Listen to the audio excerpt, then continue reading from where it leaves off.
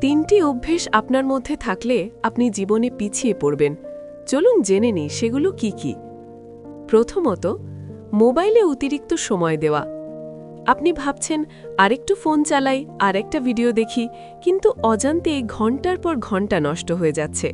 এই সময়গুলোই হতে পারত আপনার শেখার কিংবা নিজের উন্নতির। দ্বিতীয়ত, অযথা অলস হয়ে শুয়ে থাকা। শরীর বিশ্রাম চায়, ঠিক আছে, কিন্তু যখন বিশ্রাম অভ্যেসে পরিণত হয় তখন সেটাই আপনার স্বপ্নের পথে সবচেয়ে বড় বাধা হয়ে দাঁড়ায়। তৃতীয়ত, সঠিক সময়ে পুষ্টিকর ও স্বাস্থ্যকর খাবার না খাওয়া। ফাস্ট ফুড বা দোকানের অস্বাস্থ্যকর খাবার বারবার খেলে শরীর দুর্বল হয়ে পড়ে এবং মনোযোগ কমে যায়।